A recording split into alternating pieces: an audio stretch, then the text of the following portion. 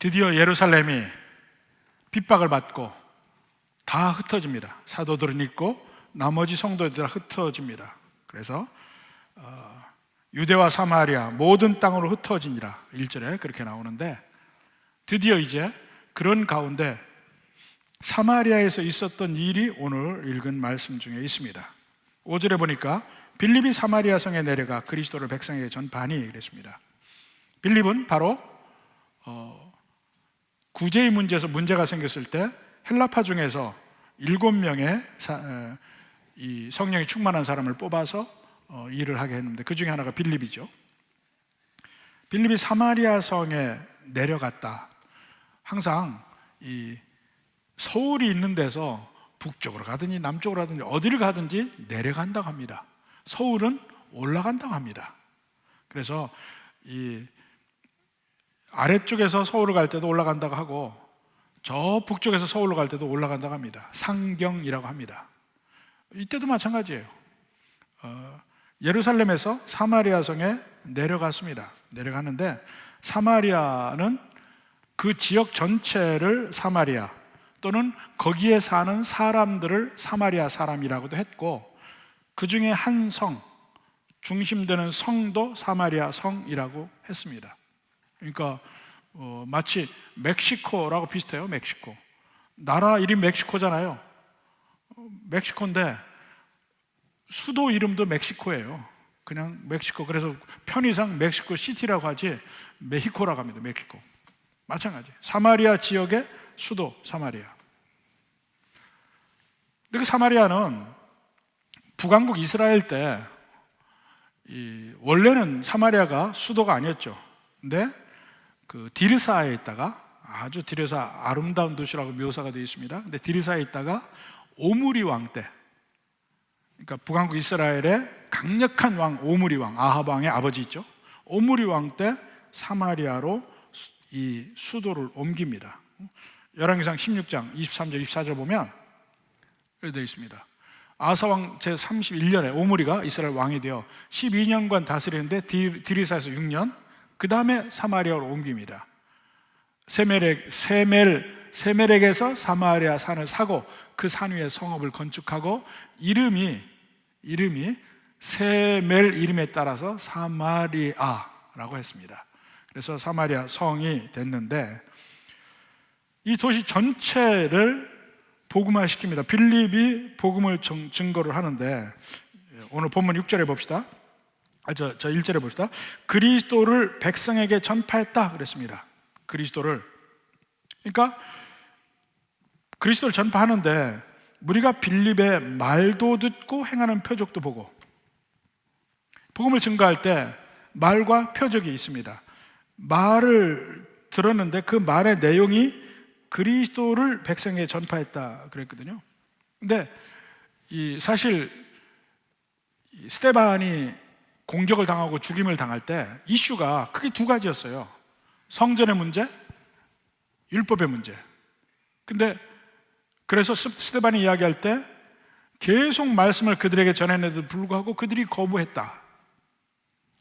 성전도 진정한 의미가 있다, 이렇게 얘기를 하는데, 빌립은 성전의 문제를 얘기하지 않습니다. 그리스도를 전파합니다. 근데 그것이 나름대로 의미가 있는 말이거든요.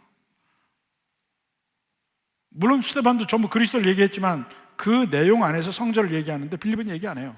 얘기 안 하는 이유가 사마리아 사람들에게 성전이란 얘기는 뭐라 할까? 아픈 손? 뭐 이런 개념입니다. 그러니까 처음에 사마리아 사람이라는 것이 원래는 유대인이었잖아요. 같이 이스라엘 백성들이었잖아요. 북왕국 이스라엘로 분리해서 10지파가 분리했고 남왕국 유다 중심으로 있었는데 남북이 바뀌었겠죠. 근데 북왕국 이스라엘은 아시리아에게 먼저 멸망하죠. 근데 멸망한 뒤에 아시리아가 혼합 정책을 펼칩니다. 그래서 그 북왕국 사람들은 이방 민족과 피가 섞여서 새로운 종족 사마리아인이 생겨요. 그럼에도 불구하고 그들은 계속해서 자기들도 이스라엘 백성이라고 생각을 하고 그 나름대로 그 모세오경을 가지고 있고 계속 그래 왔습니다. 그래서 그들이 가진 독립적으로 이스라엘 백성들이 가지고 있는 성경과 다르게 가지고 있는 모세오경이 있습니다. 바로 그것을 사마리탄 펜타투크, 그러니까 사마리아 모세오경이라고 얘기합니다. 그것이 우리 성경을 연구할 때 중요한 자료이기도 해요. 근데 이 나중에 BC 586년에 멸망한 남한국 유다는 그 이후로도 민족의 순수성을 유지해요. 포로로 잡혀가다 다시 돌아왔을 때도 그 민족은 그대로 있습니다. 그래서 그들이 사는 곳이 예루살렘 중심으로 한 유다 지방과 갈릴리 호수 주변에 갈릴리 지방에 사는 사람들이에요. 근데 그 가운데 중간에 사마리아 지방은 그 사마리아인들이 살았죠. 근데 유대인들은 그 사마리아 사람들을 자기들의 같은 종족으로 인정하지 않아요. 오히려 이방인보다 더 못하게 여깁니다. 그래서 그들이 유대 땅과 갈릴리를 오고 갈 때 중간에 사마리아 있지만 거길 들리지 않아요. 거기서 오히려 지금의 요르단 땅, 요단강 동쪽으로 해서 그 베레아 땅과 데가볼리 땅으로 해서 요단강 동편으로 와서 여리고에서 요단강을 건너와서 예루살렘으로 갑니다. 그렇게 다녔어요. 그러니까 사마리아를 지나지 않았죠. 근데 예수님이 한번 사마리아를 지나시는 거예요. 바로 그 문제가 생기기 시작하죠. 그럴 정도였고, 처음에 북왕국 이스라엘이 갈라질 때 그들은 남쪽 유다에 예루살렘이 있고 성전이 거기 있잖아요. 그러니까 처음 북왕국 이스라엘의 왕인 여로보암이 생각할 때 백성들이 예루살렘에 계속 가면 안 되겠다 싶으니까 자기들이 따로 에발산과 그리심산에 제단을 만들죠. 그러니까 그들은 예루살렘에 안 가게 된 겁니다. 그 이후로도 사실은 이스라엘 백성들은 그들을 자기 동족으로 취급하지 않고 성전에서 제외시켜놨죠. 그러니까 사마리아 사람들에게 성전 얘기는 아픈 손이에요. 근데 그걸 얘기 안 해요. 그냥 예수 그리스도만 증거하는 것입니다. 상대편이 굳이 들어서 안 좋은 거는 얘기 안 하는 거예요. 오직 복음의 핵심만을 얘기를 하죠. 우리가 복음을 증거할 때도 마찬가지입니다. 복음을 증거할 때도 전도하다 보면 꼭 나오는 이슈들이 있어요. 우리가 복음을 증거할 때 뭐라 합니까? 우린 다 죄인인데 예수님이 우리 죄를 대신해서 십자가에 못 박히셔 죽으셔서 우리가 예수님 믿으면 우리 죄를 용서함 받고 우린 천국 백성 될 수 있습니다. 얘기를 하잖아요. 그러면 모두 다 죄인이라는 그 사실을 거부합니다. 그래서 자꾸 그 문제 제기를 합니다. 아니 그러면 예수님을 그 전에 한 번도 예수님 얘기 들어보지 못한 그 전에 수없이 많은 사람들 다 어떻게 됐습니까? 신라 시대 사람 어떻게 됐습니까? 그렇게 도발을 합니다. 그 잘못 말려 들어가면 뭐 기인이 아니네 거기 논쟁하다가 복음은 다 날아가고 없어요. 또 두 사람이 있습니다. 한 사람은 다 평생 죄를 짓고 마지막에 예수님 믿고 그럼 그 사람 천국 가고, 평생 착하게 사는 사람 예수님 안 믿었다고 지옥 가고, 그게 말이 됩니까? 이렇게 또 도발을 해요. 근데 우리는 답은 알고 있죠. 그 사람도 죄인이고 그 사람도 예수님 안 믿으면 지옥 가요 얘기를 하지만, 그러면 이제 더 길길이 날뛰니까 그런 소리는 안 하죠. 그래서 그때 그 다음부터 제가 하는 소리는, 그렇게 물으면 신라 시대 사람하고 당신하고 무슨 관계야? 그냥 지금 하나님은 당신에게 지금 예수님 믿으라고 하고 있어. 신라 시대 사람은 제껴놓고 그들은 그들대로 알아서 하라고 그래. 그렇게 얘기해요. 평생 죄를 안 짓고 사는 사람, 그 사람은 물론 하나님이 다르게 생각하겠지. 근데 그 사람 제쳐놓고 당신한테 얘기하잖아. 이렇게 그런 이슈들을 빨리빨리 없애야 돼. 빌립도 사마리아에서 성전 얘기 안 해요. 예수님 믿으라고만 얘기해. 그리고 행하는 표적이 있다고 그랬어요. 기사와 이적으로 그러니까 모든 기적들은 사실은 복음을 세우기 위한 목적이지 기적 자체가 목적인 적이 성경에 한 번도 없습니다.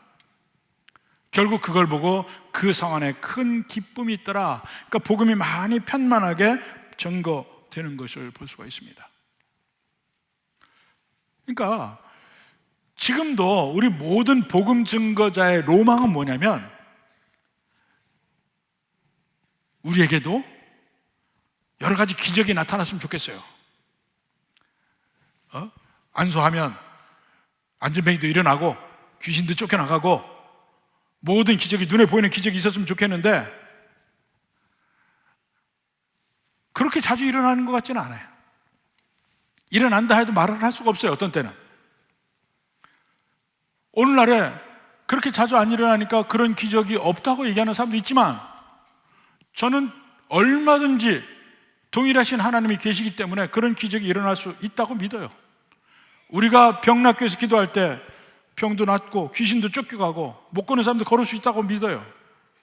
단지 그것이 목적은 아닙니다. 그게 목적이 되어서는 안 돼요. 그러면 주객이 전도되는 일이에요. 우리가 예수님 믿을 때 그런 온갖 기적적인 것을 바라보고 그것만 향해서 믿느냐? 하나님이 내 삶에서 나를 건강하게 하고 내가 돈을 많이 벌게 하고 내가 원하는 대로 살게 하고 그것이 우리가 예수님 믿는 목표냐? 그건 아니잖아요. 우리는 어찌하든지 예수님 믿고 천국 가는 게 목적이에요. 이 세상의 삶은 어차피 길어봤자 100년. 요즘은 뭐 점점 늘어나서 120년이 되고 뭐 이렇게 될 수 있지만 그래도 결국 이 세상에 우리는 결국 죽잖아요. 그리고 이 세상의 삶은 별거 아니에요.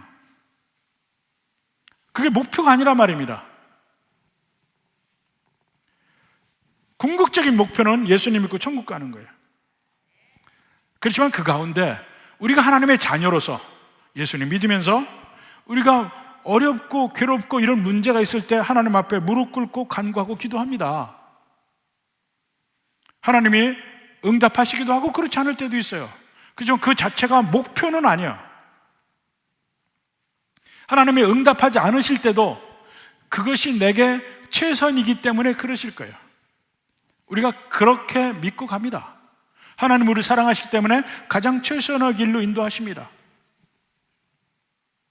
내게 적합한 사람들을 주변에 불러주시고 나를 위로할 사람도 불러주시고 나를 책망할 사람도 불러주시고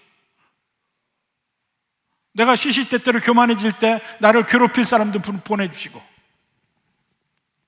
이 일을 통해서 결국은 하나님이 우리를 천국 길로 인도하시는 것이다. 이걸 믿습니다. 그래서 시시때때로 나타나는 하나님의 능력을 보면 감격하고 기쁘지만 그게 목표는 아니라는 것. 이거 다시 한번 얘기합니다. 그래서 이제 복음이 이제 사마리아에 퍼졌는데 그 다음에 이제 시몬이라는 사람이 나타납니다. 시몬. 자, 9절에 보니까 그 성에 시몬이라는 사람이 전부터 있어 마술을 행하여 사마리아 백성을 놀라게 하며 자칭 큰 자라 하니 낮은 사람부터 높은 사람까지 다 따르며 이르되 이 사람은 크다 일컫는 하나님의 능력이라 하더라. 오랫동안 그 마술에 놀랐으므로 그들이 따르더니 그랬어요. 전부터 마술을 행했다. 요새처럼 이렇게 매직쇼를 한다는 의미가 아니고 어떤 기적적인 일도 벌이고 예언도 하고 이렇게 해서 그 사람들에게 인정을 받는 겁니다. 이 사람이 이렇게 일어날 것이다 얘기하니까 그대로 이루어졌네. 점점 그 사람을 높이기 시작을 합니다. 바로 그런 사람이에요. 그런 영적인 능력을 가졌던 사람입니다. 자, 하나님을 떠나서 그 밖에 영적인 능력이 있을 수 있느냐? 있어요. 귀신들도 영적인 능력이 있을 수 있느냐? 있어요. 성경에도 나오죠. 사도행전 16장 16절 봅시다. 우리가 기도하는 곳에 가다가, 우리라는 것은 바울과 그 일행들입니다. 점치는 귀신 들린 여종 하나를 만나니. 점치는 귀신 들린 여종인데 귀신이 임해서 점을 쳐요. 점으로 그 주인들에게 큰 이익을 주는 자라. 큰 이익을 어떻게 줘요? 점이 맞으니까 이익이 되는 거죠. 점이 맞으니까. 이 점집에 가면 옛날에 예수님 믿기 전에 갔어요. 믿은 뒤에 간 거 아닙니다. 믿기 전에 전 점도 보러 다녔어요. 젊을 때, 대학 때. 근데 두 가지예요. 하나는 글씨로 푸는 게 있습니다. 주역을 해가지고 글씨를 풀어서 오행으로 해서 풀어서 나오는 괴가 있어요. 그게 있고, 또 하나는 귀신이 접해서 귀신 얘기를 그냥 얘기하는 사람이 있습니다. 이 사람이 생전 편하지 뭐, 공부할 필요도 없고. 근데 귀신이 얘기해 준 대로 하는 거예요. 한 번은 저희 옆집에 전 무당 노릇을 오래 하다가 그만둔 여자분이 살아서 그분하고 오래 얘기를 해봤습니다. 근데 그분은 귀신이 들리니까 누가 물건 잃어버렸는데 찾으러 온대. 그러면 그거 장롱 밑에 어디 있구만. 그러면 맞는데, 뭘 그 맞는데. 귀신 들린 사람은 그래요. 이 점치는 귀신 들린 여종도 바로 그런 식이었을 거예요. 그러면은 이익을 주는데 그 사람을 떠받들죠.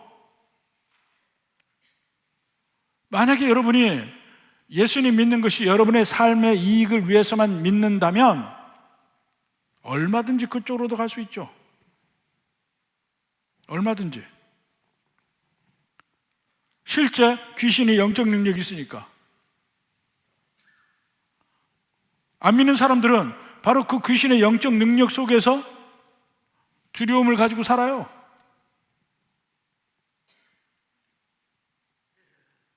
근데 그 귀신 들린 사람들 보면 예수 믿는 사람 앞에서는 꼼짝 못합니다.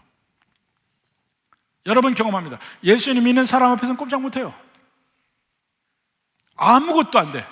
왜냐하면 귀신이 무서워서 못 와요, 가까이.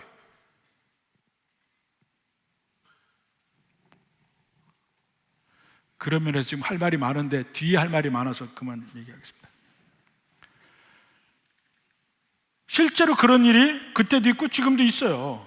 그런데 그렇다면 그런 영적인 일을 우리가 어떻게 판단할 것인가? 예수님 믿는 사람도 바로 그 미래에 대해서 얘기도 할 수 있고 그 예언적 능력이 있는데 그들과 뭐가 다르냐 이거예요. 뭐가 다르냐? 자, 신명기 18장 보면 바로 그런 문제에 대해서 얘기를 합니다. 하나님은 가나안 땅에서 그 박수나 무당이나 초혼자나 모든 여러 가지 영적 능력을 가지고 있으면서 다른 신을 섬기지 않은 그들은 다 죽이라 그래요. 다 내쫓으라, 죽이라. 절대로 그들을 따라가지 말라 얘기합니다. 자, 신명기 18장 14절부터 봅시다. 네가 쫓아낼 이 민족들은 기륭을 말하는 자나 점쟁이의 말을 듣거니와. 가나안 사람들은 이렇게 점을 쳐요. 가나안 사람뿐만 아니라 모든 안 믿는 사람들은 다 그렇다니까요. 말을 들을 수밖에 없죠. 왜냐하면 그들의 말에 실제로 이루어지니까. 내게는 내 하나님 여호와께서 이런 일을 용납하지 아니하시느니라. 너는 그들을 쫓아가지 말라 이겁니다. 누구 말을 들을 것인가? 그 뒤에 15절에 나옵니다. 내 하나님 여호와께서 너희 가운데 내 형제 중에 너를 위하여 나와 같은 선지자 하나를 일으키시리니 너희는 그의 말을 들을지니라. 이 나와 같은 선지자는 지금 모세가 하는 말입니다. 구약 성경에서는 하나님의 말씀을 누가 줬냐면 모세가 전해줬어요. 그러니까 내가 전하는 이 말을 너희는 순종해야 한다 하고 얘기하고, 또 다른 면에서 나와 같은 선지자 하나가 나올 텐데 너희는 그의 말을 순종해야 된다 이 말을 하는 겁니다. 근데 그 나와 같은 선지자가 누구냐면 예수님이에요. 모세와 예수님이 구약 성경과 신약 성경을 주는 겁니다.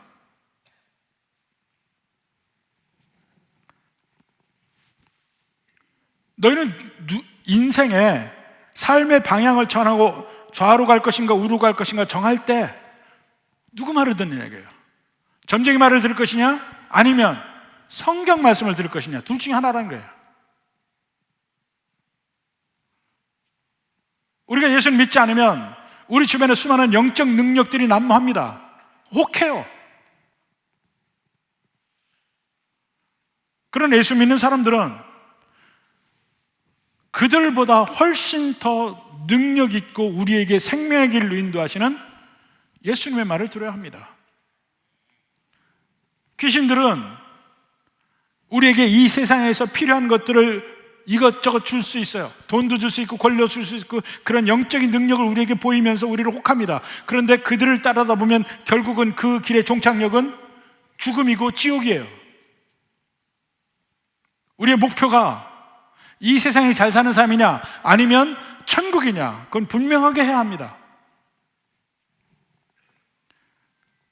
믿는 백성들이 잘못에 휩쓸릴까 봐 그런 귀신들의 영적인 능력을 절대로 가까이 하지 말라고 합니다.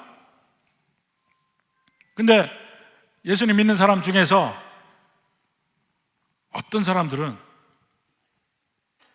그런데 혹하는 사람들이 있어요. 저희 집에 처음 예수 믿었던 저희 숙모 한 분은 제가 예수님 안 믿을 때 얘기해요. 제가 대학 다닐 때 보면 몇 명씩 무리지어서 전보로 다니더라고. 예수 믿는 사람인데. 그래서 제가 안 믿으면서도 그거 물어봤어요. 아니 예수 믿는 사람이 왜 전보로 다녀요? 그러니까 뭐라고 한 줄 아세요? 재미로 그 돈 써가면서 그렇게 해요? 전보로 가지 마세요. 또 교회 안에서 뭐 어떤 일이 벌어지냐면 그거에 변형된 형태가 나타나는데 교회 안에 은사 받은 사람들이 있어요. 그 예언의 은사 받은 사람이 있다니까. 그러면은 마치 그 밖에서 점치는 사람과 비슷한 행태를 보여요. 그럼 쫓아가. 이번에 내가 이걸 해야 될까요? 말아야 될까요? 어디로 가야 될까요? 하나님은 우리의 길을 인도하시긴 하지만 그런 식으로 마치 점집 다니듯이 그런 식으로 예언의 은사를 이용하는 것을 원치 않으십니다. 속지 마요. 그런데 자꾸 기대지 마요. 오직 하나님의 말씀에 순종하는 길을 따라야 합니다. 어떤 사람은 얘기합니다. 성경에 예언의 은사가 있지 않느냐. 물론 성경에 예언의 은사가 있지만 예언의 은사는 그런 게 아닙니다. 구약 성경도 봐도 모든 선지자 예언들이 크게 두 가지로 나뉘어요. 그것을 하나는 foretelling-이라고 하고 하나는 foretelling-이라고 하는데, 예언이라는 말이 마치 전부 다 미래를 얘기하는 것 같지만 사실은 그거보다 권면의 말이 훨씬 많습니다. 앞으로 미래에 이런 일이 일어나리라 이런 말보다 권면의 말이 많아요. 그 권면의 말이 뭐냐면 당신이 이대로 계속 살면 앞으로 큰 환난이 있을 거야. 이게 권면의 말이에요. 지금처럼 살지 마. 또는 이 방향으로 가서 살아야 하나님 앞에 하나님의 기쁘시게 하는 길이고 결국 복이 있다. 이렇게 하면 이러한 결과가 있다는 것을 얘기해 주는 것이 권면의 말이에요. 주로 이스라엘 백성들에게 회개를 촉구하는 것이 예언의 다수입니다. 그리고 소수적으로 미래적을 예측적으로 하는 말이 있어요. 앞으로 이러이러한 일이 벌어지리라 하는 말이. 근데 그런 말을, 그러니까 그것도 벌써 둘로 나뉘고, 그 예측적인 말도 이런 일이 일어나리라 하는 말도 언제나 하나님의 더 큰 말씀에 종속이 돼야 됩니다. 이게 무슨 말이냐면, 자, 바울이 1차, 2차, 3차 전도여행을 마치고 드디어 마지막에 예루살렘으로 가길 원하잖아요. 예루살렘으로 갑니다. 근데 예루살렘으로 갈 때 수많은 예언자들이 가지 말라고 그래요. 왜 가지 말라고 그럴까요? 예루살렘 가면 바울이 심한 고초를 당하고 잡힐 거라고 다 예언을 했습니다. 보세요. 자, 아가보라는 선지자가 있습니다. 예루살렘이 흉년이 될 걸 예언했었고, 아가보라는 선지자가 예언을 합니다. 사도행전 21장 11절 봅시다. 우리에게 와서 바울의 띠를 가져다가 자기 수족을 잡아매고 말하기를, 아가보가 이렇게 했단 말입니다. 바울의 띠를 가지다가 자기 수족을 잡아매고 말하기를, 성령이 말씀하시되 예루살렘에서 유대인들이 이같이 이 띠 임자를 결박하여 이방인의 손에 넘겨주리라. 이것은 예측적인 말이잖아요. 이 띠 임자를 예루살렘에서 유대인들이 이방인에게 넘겨준다. 갇힐 거라는 거야, 감옥에. 바울이 갇힐 거를 미리 얘기했어요. 근데 아가보뿐만 아니고 제자들도 그 얘기를 했습니다. 21장 4절. 제자들을 찾아 거기서 이래를 머물더니 그 제자들이 성령의 감동으로 바울더러 예루살렘에 들어가지 말라 하더라. 여기서 성령의 감동이라는데, 제자들이 성령의 감동을 받은 것은 바울이 예루살렘에 가서 고통을 당할 것이라는 거예요. 지금 이 가이사랴입니다. 가이사랴. 이미 그 예루살렘 초입에, 그러니까 가나안 땅 초입에 이미 도착을 했을 때 성령의 감동으로, 성령께서 가지 마라 한 게 아니고 성령의 감동으로 바울이 예루살렘 가면 고통을 받을 것이라는 것을 예언을 한 거예요. 알게 된 거예요. 그러니까 제자들이 예루살렘 가지 마시오 하고 바울을 말린 겁니다. 아가보처럼. 바울이 어떻게 했습니까?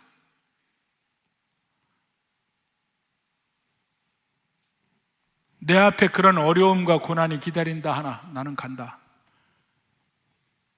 주께서 내게 그 길을 가라고 하셨다. 그리고 갑니다. 아가보나 다른 제자들은 바울이 예루살렘 가면 온갖 고초와 고난이 있을 겁니다. 붙잡혀서 감옥에 갇힐 겁니다. 이런 예언을 했어요. 그 말이 맞아요. 그렇지만 그 뒤의 행동은, 내게 임한 하나님의 뜻은 비록 그 길이 있다 할지라도 그 길을 가라 하신다. 그리고 바울이 가는 거예요. 고통이 있다 얘기하면 거기 가면 안 되는구나, 이런 식으로 즉각적 반응이 있지 않다는 겁니다. 예수님도 그렇게 행동하시면 십자가에 갈 걸 모르시고 그 길을 갔습니까? 알고 가는 거야.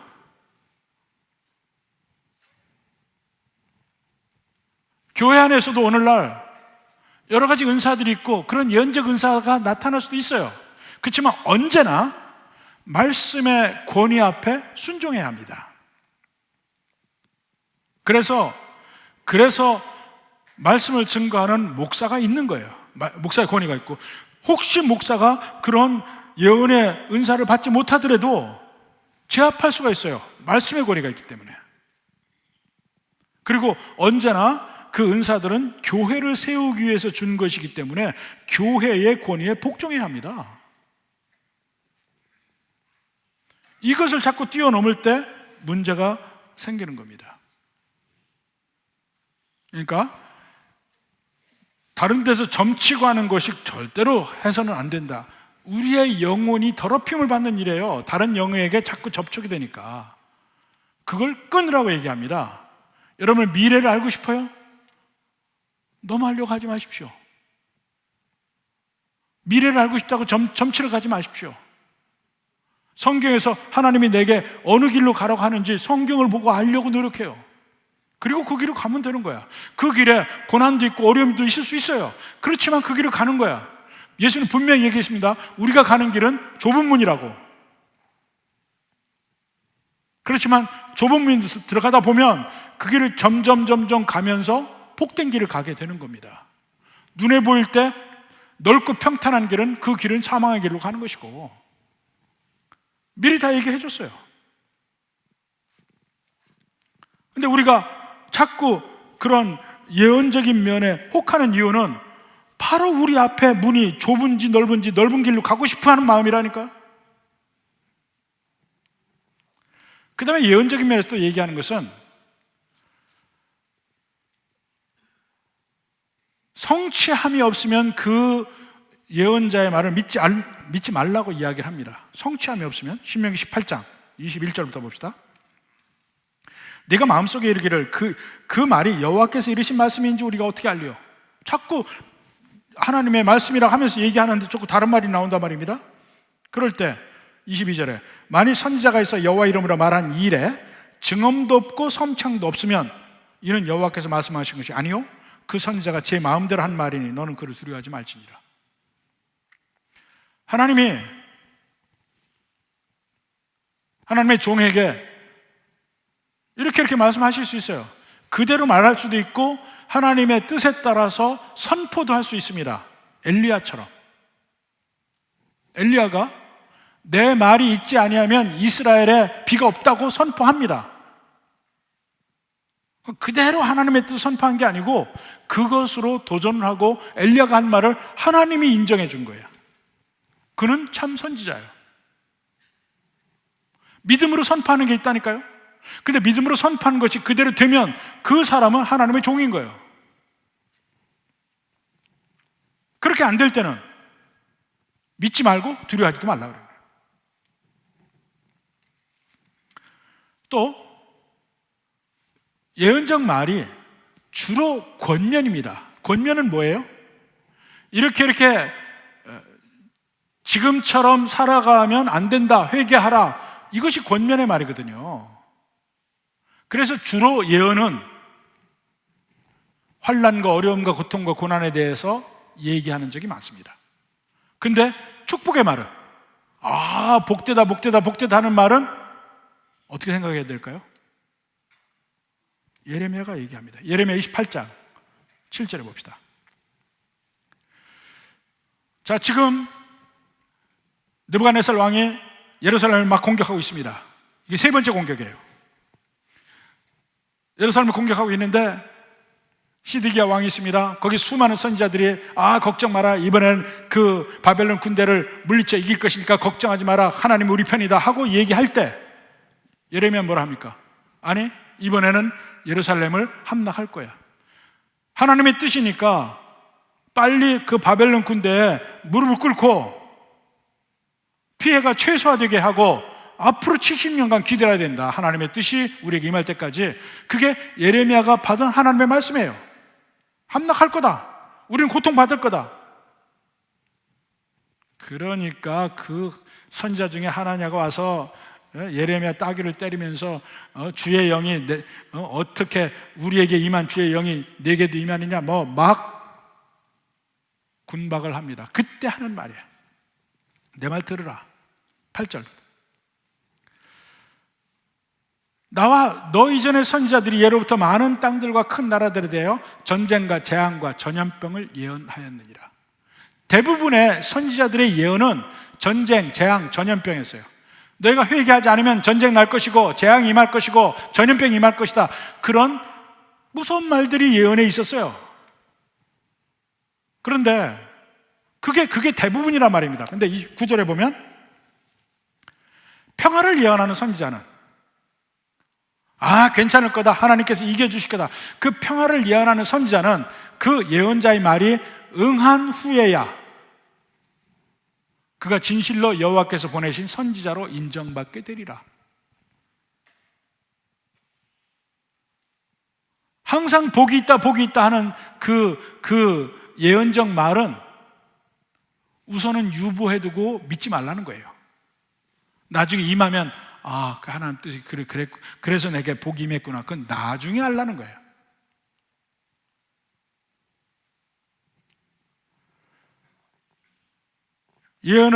교회 안에서도 예언을 업으로 하는 사람들은 항상 복 얘기만 합니다. 잘 된다는 얘기만 하고, 이렇게 하면 세상에서 이런 놀라운 복을 너희가 받을 것이라, 이런 얘기를 합니다. 그것은 일단은 믿지 말라는 거예요. 일단은 믿지 말고 유보해두고 응한 뒤에, 실제로 일어난 뒤에 그 하나님 뜻이었구나, 이렇게 믿으라는 겁니다. 왜냐하면 일반적으로 하나님의 주신 예언은 회개를 촉구하는 예언이 대부분이기 때문에. 그러니까 우리가 바라는 점집에 가서 어떻게 하면 잘 될까 하는 거하고는 전혀 다른 얘기잖아요. 그러니까 시몬이 그렇게 이롭게 했다고 해서 그가 예수 믿는 사람들에게 존경받을 이유가 전혀 없는 겁니다. 자, 그렇게 해서 하여튼 사마리아에 복음이 흥황한다는 소식을 듣고 예루살렘에서 베드로와 요한을 파송을 합니다. 14절에 예루살렘에 있는 사도들이 사마리아도 하나님의 말씀을 받았다함을 듣고 베드로와 요한을 보낸다. 왜냐하면요, 어떻게 사마리아가 복음을 받을까? 이게 놀라운 사실입니다. 믿을 수가 없는 사실이에요. 그들은 하나님의 백성이 아닌데, 우리만 하나님의 백성인데 어떻게 저기에 복음을 받았을까? 그걸 확인하려고 대표로 베드로와 요한을 보냈습니다. 사실 베드로야말로 사도행전에서 복음이 전파되는데 중심적 역할을 했죠. 처음 오순절날 성령 임한 날도 베드로가 설계해서 3,000명이 믿게 되는 놀라운 일도 벌어졌고, 이방인 전도의 시작도 베드로를 통해서입니다. 고넬료의 집에서 예수 믿게 했으니까. 그리고 그 이방인에게도 하나님의 말씀이 임하고 구원이 임하는 것을 눈으로 확인해요. 그래서 그것을 증거하기도 합니다. 이 사마리아가 복음으로 될 때도 베드로가 와서 그것을 입증하는 일을 하고 있습니다. 여기 나오는 요한은 사마리아를 심판하라고 얘기했던 사람이에요. 예수님이 마지막 갈릴리에서 예루살렘으로 올라가실 때에 사마리아를 통과하십니다. 근데 보통 유대는 사마리아를 통과하지 않아요. 그리고 통과하니까 사마리아인들은 그 통과하는 유대인들에게 적대감을 나타냅니다. 그 일에 예수님이 걸린 거예요. 그때 일입니다. 누가복음 9장 51절부터 봅시다. 예수께서 승천하실 기약이 차가움에 예루살렘을 향하여 올라가기로 굳게 결심하시고, 이제 마지막 예루살렘으로 올라가는 길입니다. 그 다음에 52절에 사자들을 앞서 보내심에 그들이 가서 예수를 위하여 준비하려고 사마리아인의 한 마을에 들어갔더니, 그러니까 예수님이 함께하는 사람들이 거의 한 50명 정도 됐습니다. 12 제자에다가 여인들에다가 이렇게 다 합하면 한 50명 정도 됐어요. 그러니까 잘 때, 식사할 때 이걸 미리미리 준비를 해야 되니까 미리 보내서 한 마을에 들어갔더니, 그 다음에 53절에 예수께서 예루살렘을 향하여 가시기 때문에, 사마리아가 목적이 아니에요. 갈릴리에서 예루살렘을 지나간단 말입니다. 그러니까 사마리아 사람들이 거부감을 나타내. 그들이 받아들이지 아니하는지라. 그러니까 그 다음에는 이제 제자들이 화가 납니다. 54절에 제자 야고보와 요한이 이를 보고 이르되 주여, 우리가 불을 명하여 하늘로부터 내려 저들을 멸하라 하기를 원하시나이까? 요한이 이런 사람이에요. 확 불로 꼬시릅시다, 뭐 이런 얘기죠. 그러니까 55절에 예수님 뭐라 합니까? 돌아보시며 꾸짖으시고, 그 다음에 56절에 함께 다른 마을로 가시나. 거기서 거부당해. 그 마을에서는, 그러니까 야고보와 요한이 확 불을 내립시다, 그러지 마라 하고 다른 마을로 가신단 말입니다. 근데 그 베드로와 요한이 아니 사마리아도 복음을 받아야 된다고 하고 입증하러 온 거예요. 그래서 그들이 15절에 그들이 내려가서 그들을 위하여 성령 받기를 기도하니 이는 아직 한 사람에게도 성령 내리신 일이 없고 오직 주 예수 이름으로 세례만 받을 뿐이더라. 이에 두 사도가 그들에게 안수하며 성령을 받는지라. 사실 이 부분만 해도 완전히 하나의 설교로 다시 해야 되는데, 그들이 보니까 예수님 믿었는데 성령 받기를 기도해. 근데 성령이 내리신 일이 없고 주 예수 이름으로 세례만 받았대. 그러니까 이것만 보면 마치 예수님 믿고 성령 받는 건 그 다음 일이고 이렇게 둘로 나뉘었단 말입니다. 바로 이것 때문에 소위 오순절파 교단에서는 소위 second blessing이라는 얘기를 합니다. 두 번째 복. 처음의 복음은 first blessing은 뭐예요? 예수 믿고 거듭나는 거, 구원받는 거.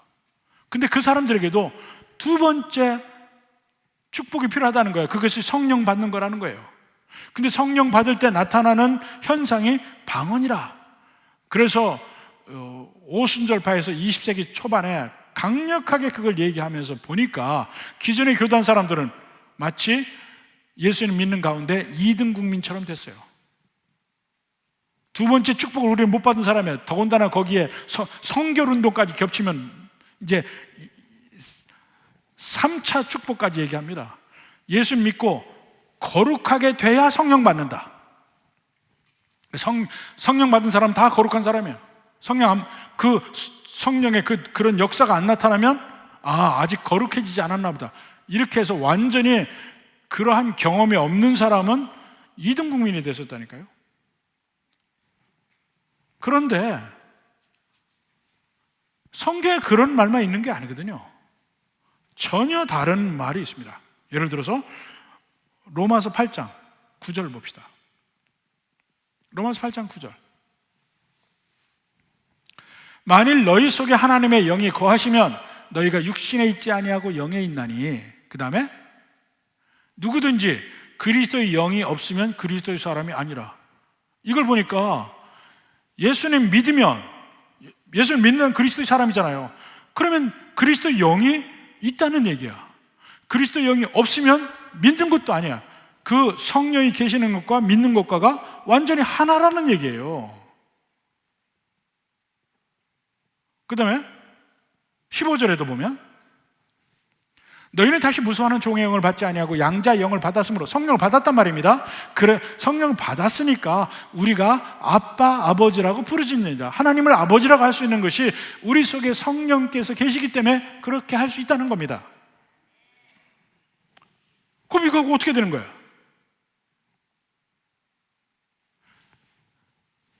로이드존스가 이런 설명을 합니다. 우리가 예수님 믿을 때 다 성령이 안에 내주하시고 계신다. 그것을 우리가 일반적으로 성령 세례라고 해요. 근데 오순절파에서 성령 세례라고 하는 것은 예수님 믿고 성령도 우리에 계시는데 어떤 경험적인 면에서 체험적으로 그렇게 눈에 띄게 경험할 수 있다는 거야. 근데 그럴 수도 있고 아닐 수도 있고, 그렇게 경험적으로 성령의 강력한 임함을 경험할 때 방언을 할 수도 있고 안 할 수도 있고. 근데 오순절파의 문제는 뭐냐면 다 받아야 되고 다 방언을 해야 된다에 문제가 있다는 겁니다. 그래서 여기서는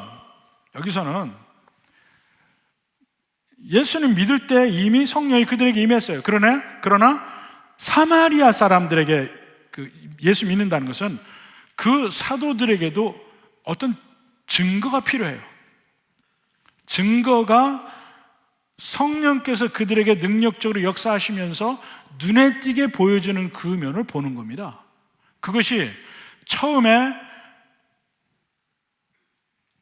마가의 다락방에서 임했던 그 일을 처음에 예루살렘 사람들이 경험한 것이고, 두 번째 사마리아에서 또 복음을 받았다는 것을 외적인 증거로 성령께서 보여주신 것이고, 나중에 이방인이 복음을 받을 때 고넬료의 집에서도 그런 현상들이 나타나는 거예요. 근데 그것은 바로 그런 단계적으로 굉장히 중요한 터닝 포인트에 성령이 그 있는 사람에게 보여준 것이지, 모든 믿는 사람이 예수님 믿을 때 그 다음에 또 성령 받기, 성령 세례를 받아야 된다, 그 개념은 아니라는 겁니다. 그래서 예수님 믿을 때 성령도 임하십니다. 성령 세례가 더 필요한 거 아닙니다. 단지 우리의 신앙생활 중에 어떤 데 특별히 하나님의 은혜와 능력을 경험하는, 우리가 감각적으로 경험하는 순간들이 있을 수 있어요. 그것이 우리에게 더 큰 유익함을 주기도 합니다. 없다고 해서 안 믿는 사람이 아니요, 누구나 다 임하는 것도 아니고 또 그렇게 느낄 때 다 방언하는 것도 아니다, 이렇게 정리를 합니다. 그 다음에 이제 시몬이 그러한 능력들을 보니까 자기도 받고 싶어. 돈으로 살려고 그랬죠. 베드로의 꾸지람을 받고 아이고 그 일 내게 임하지 않기를 바랍니다 하고 끝납니다. 우린 누구나 하나님의 능력이 우리에게 임하기를 원합니다. 함께하기를 원합니다. 하나님이 나를 세우시는 그런 것들이 있기를 원합니다. 그렇지만 그것을 돈으로 사는 건 아닙니다. 드디어 이제 그 모든 일이 다 끝나고 마지막 25절 보니까 두 사도가, 베드로와 요한이죠, 주의 말씀을 증언하여 말한 후 예루살렘으로 돌아갈세라는 것은 돌아가는 길에라고 표현하는 것이 더 맞습니다. 예루살렘 돌아가는 길에, 사마리아 성에서 예루살렘으로 돌아가는 길에 바로 유대 땅이 아니에요. 사마리아 땅을 쭉 가야 돼요. 그 가는 길에 사마리아인의 여러 마을에서 복음을 전하니라. 두 사도가, 베드로와 요한이 사마리아에서 계속 복음을 증거하고 가요. 이렇게 해서 사마리아 전도가 끝이 납니다. 드디어 가장 갈라져 있던 유대인과 사마리아인이 복음의 은혜 안에서 하나 되는 것을 봅니다. 그리고 하나님의 능력이 나타납니다. 근데 그 하나님의 능력은 하나님이 복음을 증거하는 그 사람을 통해서 나타나는 것이지, 돈 주고 사는 것도 아니고 내가 원한다고 해서 자판기처럼 나오는 그런 것도 아닙니다. 단지 우리는 여기서 그 주님의 은혜와 능력 안에서 열심히 복음을 증거하고 능력 나타나기 위해서 기도합니다. 복음을 세우시는 것도 하나님이십니다. 부디 이 은혜가 있어서 그 복음이 흥황하는 복음 속에서 정말 변화되고 새로워지는 은혜의 능력이 나타나는 그러한 역사가 우리 모든 교회에, 여러분의 삶에 함께하기를 주님의 이름으로 축원합니다.